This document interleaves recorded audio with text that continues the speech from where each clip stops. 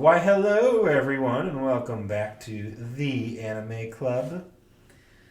We're here to die on very specific heels about cooking. Fucking. Okay, so I kind of want to kick this off with recommendations. Keeping in mind that, we're not going to be listing, like, every show we've ever known that, goes. But, Realm, do you think this lends itself to any recommendations? I'm trying to think, because it falls into that kind of, like, so if you're a fan of, like, slice of life, like high school shows, this will probably be, like, up your alley.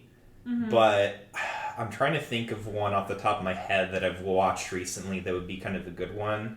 I know Bunny Girl Senpai does kind of fit that bill, but it's a little bit more existential, to put it, as far as Bunny Girl Senpai goes. Bakemonogatari and Bunny Girl are both a similar vibe, but so much more intense. Yeah.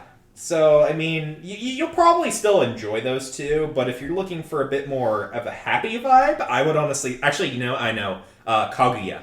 Kaguya-sama. Yeah, that's fair. Yeah. Kaguya is a pretty Especially as you get farther into the show, you can start seeing similar things like this. Yeah. What about you, Nick? See, I'm going to recommend y'all go back to school and get your GED. Nick has forfeited his right to recommend a show. Masamune's Revenge and maybe Snafu? Ooh, that's... Masamune's Revenge is a very interesting one to recommend. I think I personally fall down the same rabbit hole as Realm, is that I could pretty much suggest any high school slice of life show. Yeah. So I'm not going to exhaustively list them here because I've seen a lot of them, but this definitely just has a rom-com high school vibe. You could maybe go and maybe something like Monthly Girls Nozaki-kun has a similar kind of comedic vibe to it with a lot of romance interspersed. I can see Snafu though. Yeah. I'm not sure I 100% agree with Masamune-kun, but Snafu for sure. I'm thinking Masamune-kun more because of like the backstory, what happened to the characters. But that might not actually shown in the anime yet, because I've reading the mangas. That I have read the manga, at least to a certain point. It is a... Silver Spoon in reverse. This feels like Silver Spoon in reverse. So I don't know if you guys have heard of Silver Spoon. It was the next thing that the creator for Fullmetal Alchemist started writing, right? Silver Spoon? I think so. So basically the premise of Silver Spoon is that a city boy goes to a farming school in the country, right? And he's like super fucking shocked because he's lived like city life. He like office jobs, parents working office jobs, living in an apartment in the city, and now he's out at like a school where they have to like milk cows and deliver like animal husbandry, like delivering baby animals and stuff, and it's a system shock and he has to change his outlook on life. But he manages to adapt his own kind of mechanisms to influence everyone else and effect change.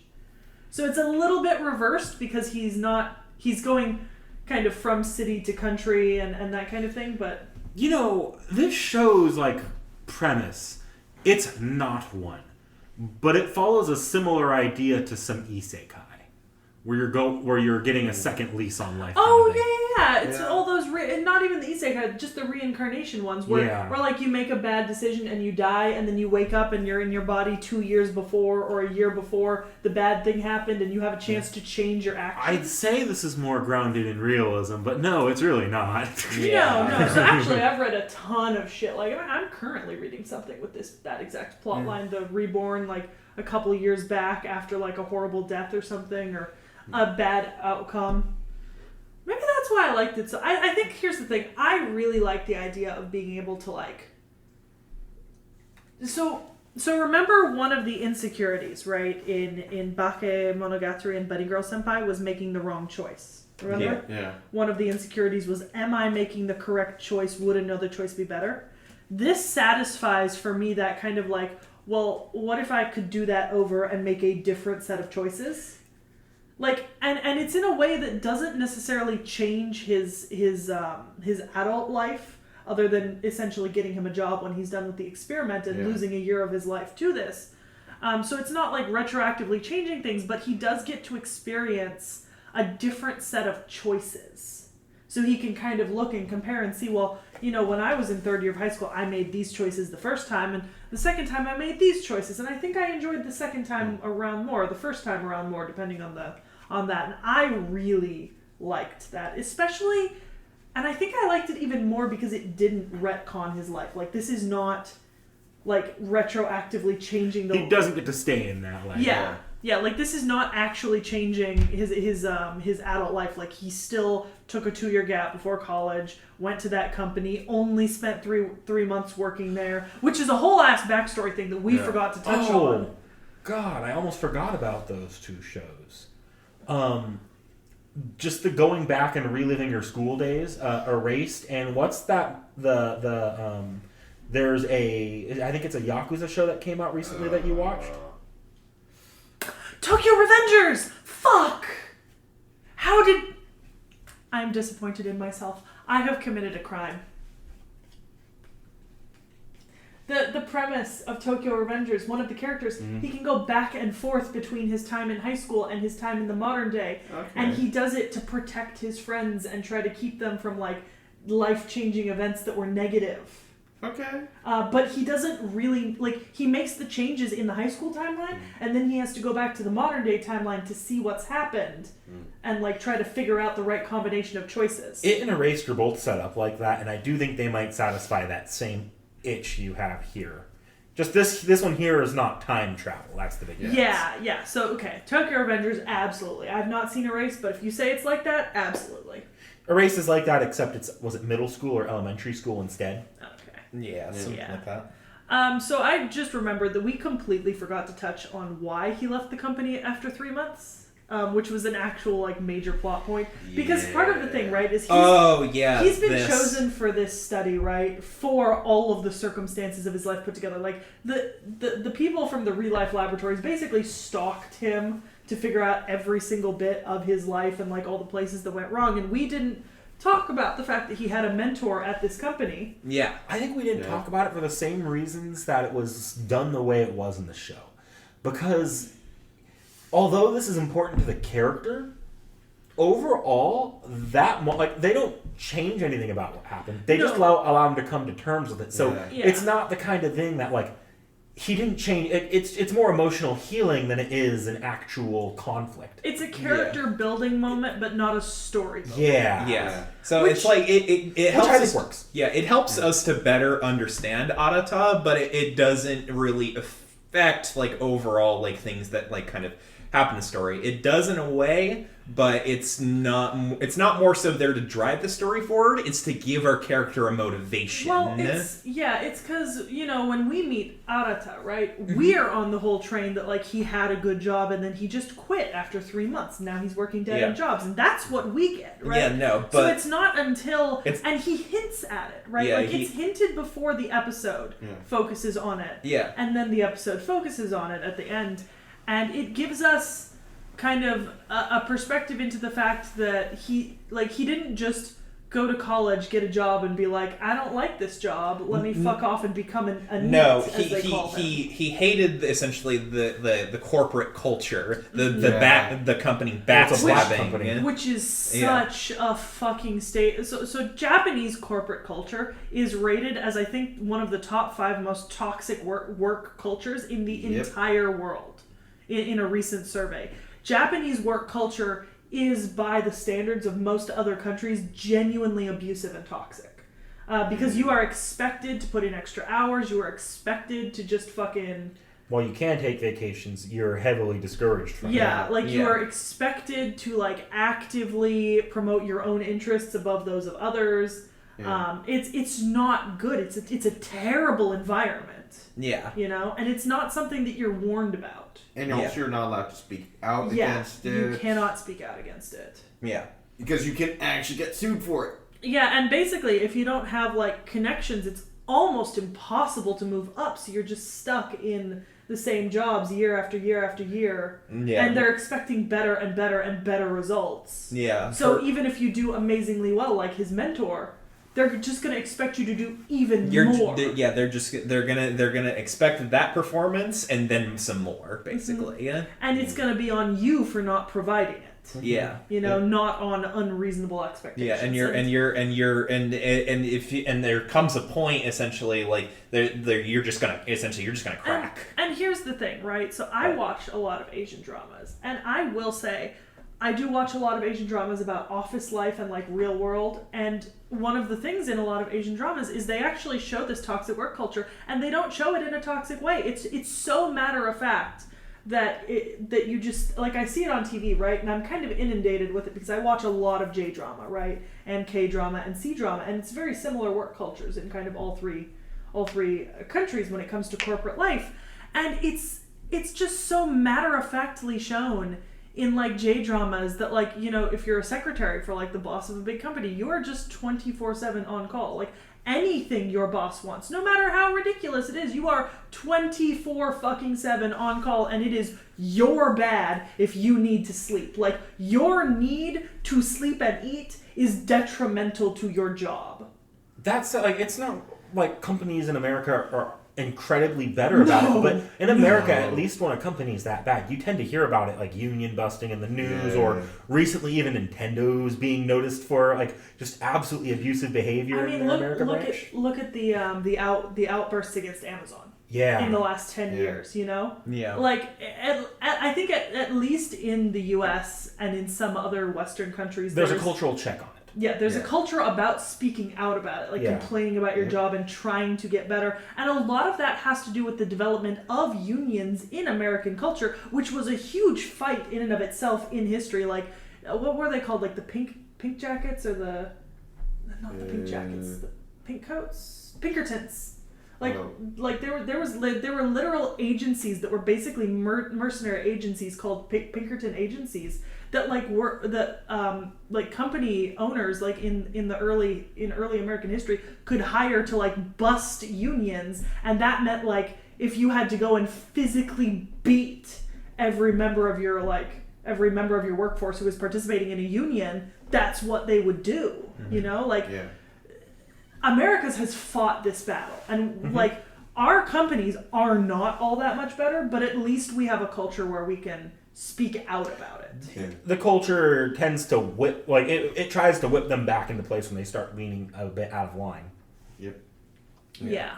So that's just not currently present in Japan to the same intensity. I know that it is a building movement. The idea of a black company is something that's becoming more apparent to my understanding. Oh, like shit, and it's becoming more made fun of, even in Japanese pop culture, because you have shows and mangas like Make You No Black Company and stuff like that, like shows where they actually call companies black companies and show how terrible they are. Or you also have shows like Agretzko that kind of show like the stress of the work life and stuff like that, what that looks like and everything. Yeah. It's just because it's a bit ridiculous. Like here in America, we're having a debate on whether or not we need the 5-day work week or if we can go down to a 4-day work week. Japan has a 6-day work week, to my understanding. Yeah. Like I think and the thing is, it's so ingrained in the culture, right? I think so. This is an example that shocked me when I first heard about it. But the man who draws One Piece, right? He used to work a 7-day work week, 52 weeks a year. Like when he first started writing One Piece, for a really long time, he did not take days off, right? And he got physically ill one year and had to take 4 weeks off work because he was so physically ill that he could not write One Piece. And after that, do you know what his response was? A 6-day work week and 2 weeks of break time every year. And he maintains that schedule. There, every year, he puts out 48 to 50 chapters of One Piece. 1 chapter a week, with the exception of his 2 break weeks. He has 1 day that he says he spends with his family resting. 1 day a week. Yeah. The other 6 days, he spends working. And that is self-propelled, Yeah. And that is insane. That is him being liberal. Yeah, like he is being incredibly liberal by doing that. By his standards. Like this is insane. Like, and he says that he works when on the 6 days when he's working on One Piece, his average sleep time is 4 hours a night. Every other hour of the day, he is working on One Piece. He goes to sleep at like 2 a.m. and wakes up at 6 a.m. or something like that. Is his daily schedule every day. Holy fuck. Like, I ran that schedule in high school and in college. That's not a schedule that you can run. Yeah. No. Like, I'm an insomniac. I don't sleep a lot, but even I crash every so often and fucking sleep. Holy fuck! Like I'm already dead at the end of a 5-day work week. And like, he's been doing this for 22 years now. Holy 23? shit. 23 years, and he's got at least 4 more years of this on his current timeline to the ending. Like, and that's normal. Like, people in Japan are not shocked about that. If anything, they're shocked that he takes 2 weeks off a year and a day every week entirely. Yeah. That's the shocking part to them. The shocking part to us is the rest of it. So this culture is fascinating. It's horrible, but it's fascinating. Right. You know? Because, I mean, I guess if you grow up in it, if this is what you live your life in, it's not... Like, we see this from our perspective, and this is like, what the fuck? But to them, this is just normal. I think it's particularly interesting in our culture, because a lot of people our age are starting to speak out against America's work culture. So we're already getting fed up with our own work culture. Japan is significantly harsher than America, even as it stands now. I mean, look at America right now, right? And this is obviously going to date this episode, but I mean, 90% of the food places and grocery stores I go into now, post-COVID basically, they're hiring. They don't have enough staff. Yeah. Like, because people figured out that they don't want to work jobs at, like, McDonald's with a college degree, you know, because what's that gonna fucking get them? Right. You know? Mm-hmm. They're just, they're stuck, basically. Yeah. Yeah, and here's the thing, right? America has, and this is something that's common in America and not really common in Asia, but we have a very derogatory work culture when it comes to retail workers and food workers. And that's not necessarily the case in Asia. Like, if you work retail or food, I mean, you're making food, you're selling stuff, you're respected. That's a good job if you're making money off it. Here in the U.S., we, as a culture, so many people look down on food and retail workers and treat them so terribly. And that's a problem we have to fix, because, I mean, we've all worked retail, and a few of us have worked food. I worked food service personally. And it's horrendous. Yeah. You know? And that's our own problem. So, I mean, Japan is not the only kind of... Oh, no. Yeah. But... And that's a lot of the reason why we have, like, labor shortages in those kind of jobs, you know? Really, really, there is, like, a culture shift that I think needs to happen, and it's happening, but it's maybe not something that we're going to see any drastic changes in, at least not for another couple of years, I think. I think changes that are that need to be this widespread are always slow-moving. It's extremely slow-moving, and a part of that is because there are towns where that's the only job that's going to be available to a person. Not everything's in a big city. Yeah. So it's not like people can entirely, like, just get a college degree, live in their hometown, and work a great job. Of course, one of the fights in the U.S. is living wage, right? Yeah. Like, because, what is it, something like 40% of jobs don't pay living wage, you know? Primarily retail and fast food work do not pay living wage. We already know what segment's going to. What would you guys do if you guys were offered a pill to take you back to high school? Would you take the blue pill? Actually, probably not. I mean, I might. I just get to go chill for a whole year, and all my living expenses are covered for the whole year. Yeah. So, if nothing else, it's a year where you don't actively have to work at a job. Yeah, you just have to go to school again. Yeah, even if I don't get, like, a guaranteed job at the end of it, like, it's like I just kind of get the fuck around for the most part. My dude, as a 13-year-old, I was so excited to not have to go to school anymore. As a 23-year-old, can I go back to school, please, full time? I don't want to go. I don't do anything. I don't want to go back to school. Middle school. Okay. But the difference, I think the main difference here is do I have to pass my classes in order to get this so-called guaranteed job at the end of the year? And that was a requirement. I think I could pass high school level math and science. I did it once. I can do it again.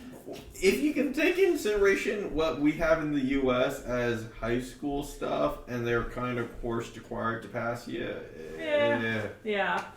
I don't know. I think it's look under the assumption, right, that it's not actually going to change anything in my life other than potentially give me a solid job offer at the end. I'm pretty okay with taking the blue pill. I think that's actually a pretty good deal. My only stipulation: I don't want to go back to our old high school. Well, you wouldn't go back to your old high school. They put you in a new, random high school. Yeah, you know? but if on the off chance, fudge no on that high school. The American education system, people. Yeah. But yeah, it's definitely interesting. This all came off of corporate culture. Look, corporate culture often sucks. If you have found a place to work where the corporate culture is actually good, you like your coworkers, you get paid enough to be happy, that is absolutely fantastic. Stick with it. Just stay there. Stay there. If you think the grass is greener on the other side, just maybe reconsider. Yeah. Yeah. Think about it before you make any life-changing decisions if you're okay where you are. Because honestly, look, there's a saying that says, do what you love and you'll never work a day in your life. And that's not true. It's that if you do what you love, or what makes you happy, your work won't make you want to physically hurt yourself. Yeah. Is I think the more specific. You won't feel as tired as you were if you were forced to do it. Yeah. So, find a job that you can live with that gets you what you need living-wise and makes you feel happy and fulfilled, or at least has you earning enough money with little enough effort that you can still feel content with your situation in life. Yeah. And you're good, really. And you can always find good coworkers, Every place has good people working. I managed to find friends at the worst jobs I worked. Yeah. And I still message them sometimes. So, Just make sure you live within your means, not out of it. Yeah. A lot of people live here out of their means. Yeah. Basically, the point is, don't spend money that you don't have. Yeah, pretty much.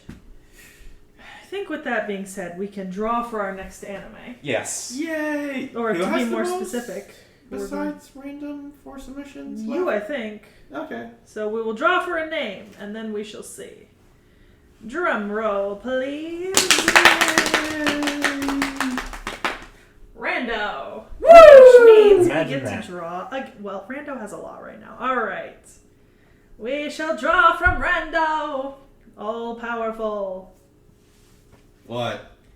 You need to go take a long hike off a short cliff. What'd I get? Pokemon. Oh, God! Dude! Damn it! Sorry. So we're going to be watching Pokemon 1 through 12. I want to be This makes every single show that's come out of Rando yours, doesn't it? This season, maybe. Maybe one was Realms, but so far, God, you've had 8 submissions at this point. Fuck off. This is rigged. I call bullshit. Yeah, this is definitely fucking rigged. Because I have the most things in the hat. So this is bullshit. I don't think that we need to preview this. I've actually seen the first 24 episodes of Pokemon distantly. I know Nick Nack's seen it. I'm fairly certain Realm has seen it. I have seen one episode. Okay, here's what I need to make this a satisfying conclusion from me. Okay. I need James of Team Rocket. I need fucking what was the girl called in Jessie and James. Okay, I need Jessie to die for a very specific reason. I need James to get so mad at Ash that he'll pop a cap in his fucking stupid head. All I need from Pokemon is Jessie and James confirmed LGBTQ, because let's be honest here. Is that not confirmed? James is absolutely at the most least, right, bisexual, but definitely gay leaning. I'm pretty sure I remember an entire arc where he was running away from a woman, and then he goes into the relationship, like he joins Jesse and just starts cross-dressing. I'm pretty sure it's confirmed. Yeah, no, Jesse and James's dynamic is everything. Yeah. I adore them. Like, genuinely, I could not give a shit about Misty or Ash or Rock. I need this to be the Jesse and James show. James, do me a favor, pop a cap in Ash's head, please. Prepare for trouble and make it double. To protect the world from devastation. To defend the... You have it wrong. We'll practice this by the Yeah. time the episode comes out. Yeah, I'll have it down for the opening. But for now, Pokemon, gotta catch 'em all. Get off a cliff! Copyright strike. It'll be fine. Sorry, this video has been removed for copyright reasons. Please like and subscribe it, and it might come back.